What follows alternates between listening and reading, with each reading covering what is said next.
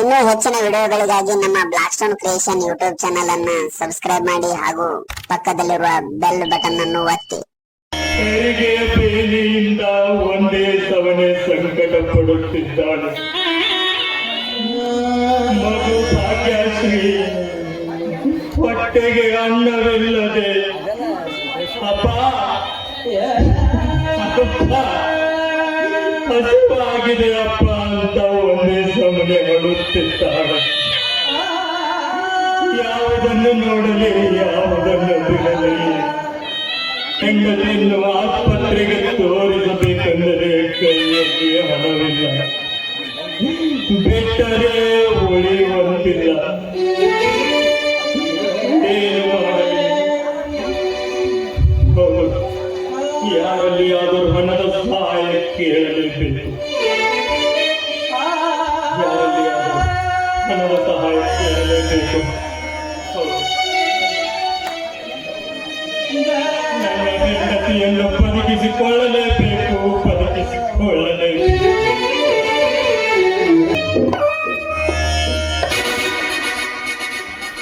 ನಮಸ್ಕಾರ ಗಂಗಾಧರ ಕವಿಗಳೇ, ನಮಸ್ಕಾರ. ಹೇಗೆ ನಡೆದಿದೆ ನಿಮ್ಮ ಸಂಸಾರ? ಏಳುತ್ತ ಬೀಳುತ್ತ ಸಾಗಿದೆ ಗಂಗಾಧರ.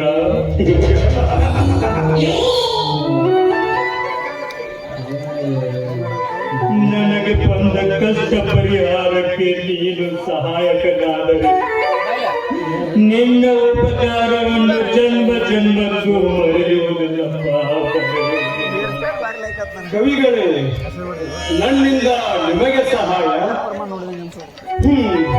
ಕೇಳಿ ನೋಡೋಣ. ನನ್ನ ಹೆಂಡತಿಯು ಹೆರಿಗೆಯಿಂದ ಪ್ರಾಣ ಸಂಕಟಕ್ಕಿದೆ. ಆದ ಕಾರಣ ನೀವು 5,000 ರೂಪಾಯಿಗಳನ್ನು ಕೊಡು. ಅದನ್ನು ನಾನು ಹೇಗಾದರೂ ಮಾಡಿ ದುಡಿದು ತೀರಿಸುತ್ತೇನೆ.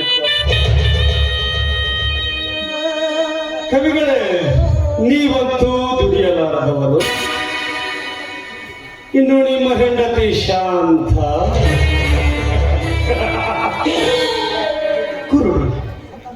ಕುರುಡಿ ಅಂದ ಮೇಲೆ ನಾನು ಕೊಟ್ಟಿರುವಂತಹ ಹಣವನ್ನು ಅದು ಹೇಗೆ ತಾನೇ ತೀರಿಸ್ತೀರಿ ಕವಿಗಳೇ?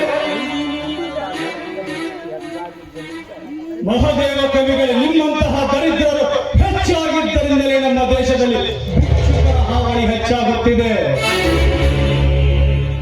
ನಿಮ್ಮಂತವರಿಂತಹ ದರಿದ್ರ ಜೀವನ ಸಾಗಿಸೋದಕ್ಕಿಂತ ತೊಟ್ಟು ವಿಷ ಕೊಡಬಾರ್ದು.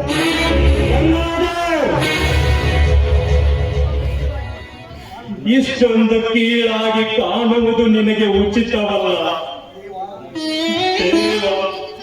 ದೇವ ಮುನಿದ ಕಾಲದಲ್ಲಿ ಪ್ರಪಂಚವೇ ಶೂನ್ಯವಾಗುವುದು.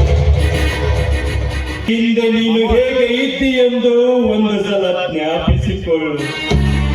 ನಿನ್ನ ತಾಯಿಯು ಹೊಟ್ಟೆ ಬೇನೆಯಿಂದ ಮಲಗಿದ್ದಾಗ ನೀನು ನನ್ನಲ್ಲಿ ಬಂದು ಕೇಳಲಿಲ್ಲವೇ ಹಣದ ಸಹಾಯ?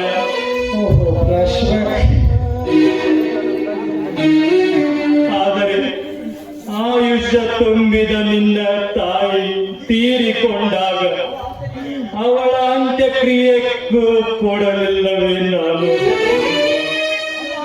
ಅವರಾದರೂ ನಿನ್ನ ಜ್ಞಾಪಕದಲ್ಲಿ ಉಳಿಯಬಹುದಿತ್ತು. ನನ್ನ ದೈವ ಹೀನ ಇರುವಾಗ ಯಾರಿಗಂದರೆ ಪ್ರಯೋಜನ?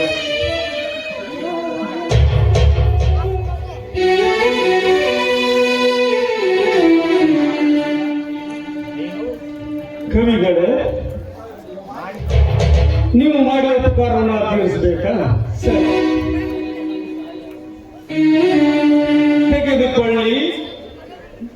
ನನ್ನ ತಾಯಿಗೆ ಅನಾರೋಗ್ಯವಾದಾಗ ತಾವು ಮಾಡಿದಂತಹ ಸಹಾಯ